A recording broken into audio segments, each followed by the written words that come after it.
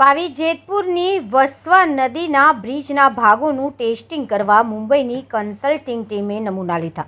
પાવી જેતપુર પુલ પર ક્રેન ગોઠવી તેના બૂમ પર કેબિનમાં બેસી વિવિધ કોમ્પોનેન્ટના સેમ્પલ લેવાયા। સ્ટ્રેન ટેસ્ટ કરાશે। વસવા નદી પાણી પ્રવાહમાં ન ઉતરવું પડે એટલે ક્રેનની મદદ લેવાઈ। મુંબઈની વિઝનના કન્સલ્ટિંગ એજન્સીની ટીમ સેમ્પલ લીધા। પાવી જેતપુર તાલુકા રાષ્ટ્રીય ધોરીમાર્ગ 56 પર વસવા નદી પરના બ્રિજ પર મુંબઈની વીઝના કન્સલ્ટિંગ એન્જિનિયરિંગ પ્રાઇવેટ લિમિટેડ નામની કંપનીના એન્જિનિયરો દ્વારા આજે બ્રિજના વિવિધ કોમ્પોનેન્ટના સેમ્પલ લેવામાં આવ્યા છે। ટેસ્ટિંગ ટીમ અત્રે ક્રેન સાથે આવી હતી અને ક્રેનની મદદથી વસવા નદીના જળ પ્રવાહ દરમિયાન પુલના વિવિધ ભાગોના કોર કટરની સેમ્પલ લીધા હતા। એજન્સીના એન્જિનિયરો દ્વારા કુલ 8 બ્રિજની આ રીતે તપાસણી કરવાની થાય છે। બોડેલીના મેરિયા પુલના પણ તેમને આ રીતે નમૂનાઓ કલેક્ટ કર્યા હતા। લગભગ 2 મહિનાથી બોડેલીના ઓરસંગ બ્રિજ ભારે વાહનો માટે બંધ કરી દેવાયો છે, ત્યારે આ ટેસ્ટ અને સેમ્પલિંગ પ્રક્રિયાની જાણકારી અત્રેના નાગરિકો માટે ખૂબ જ મહત્વપૂર્ણ છે।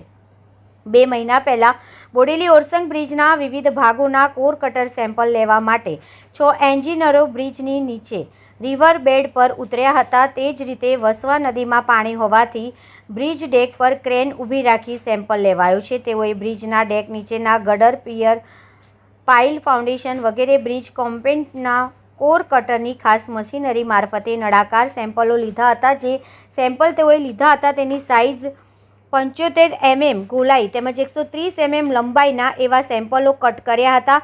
આ એન્જિનિયરો જણાવ્યું હતું કે આ સેમ્પલો પર લેબોરેટરીમાં વિવિધ ટેસ્ટ કરાશે।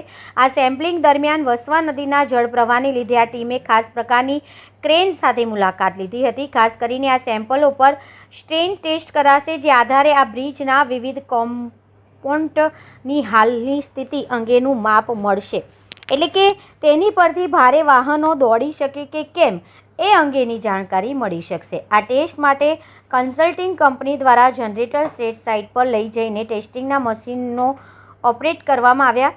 કોર કટરથી મળતા સેમ્પલો પર ડિટેલ અભ્યાસ કરાશે। વિવિધ ટેસ્ટના પરિણામો આ બ્રિજની ક્ષમતા અંગેનું માપ નક્કી કરશે।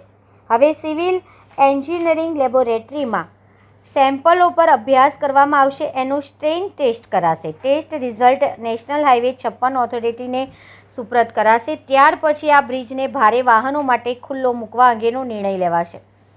જોકે બોડેલી સહિતના બ્રિજ અંગે હજી સુધી નિર્ણય લેવાયો નથી। આ પુલો પરથી ભારે વાહનો હવે ક્યારથી લોડવા શરૂ થશે તે અંગે જિલ્લાવાસીઓ ચિંતિત થશે।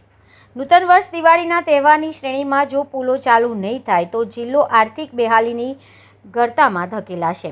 આ બ્રિજ NHAI તાબા હેઠળના છે। NHAIના સંબંધિત એન્જિનિયરોએ બ્રિજની સ્ટ્રક્ચરલ સ્ટેબિલિટીની વિગતો જાણવા મુંબઈની ખાનગી વિઝનના કન્સલ્ટિંગ એજન્સીને વિવિધ કોમ્પોનેન્ટના સેમ્પલ લઈ તપાસણી અહેવાલ રજૂ કરવા જણાવેલ છે। જોકે 2 મહિના ઉપરાંત સમયથી ટેસ્ટ લેવામાં આવી રહ્યા છે। એક પણ પુલનો ટેસ્ટ રિપોર્ટ હજી સુધી સુપ્રત કરાયો હોય તેવું જાણવા મળ્યું નથી। એક તરફ દિવાળીને 1.5 મહિનો બાકી છે, બીજી તરફ બોડેલી સહિત છોટાઉદેપુર જિલ્લાના બજારોમાં ભારે વાહનો માટે રસ્તાઓ આ પુલોને લીધે બંધ હોવાથી દિવાળીની ગરાકી પણ 60 થી 70% અસર પડશે તેમ માનવામાં આવે છે। પાવી જેતપુરના બજારમાં તો 80 થી 90% બજાર સાવ તૂટી ગયું હોવાથી તેની વિગતે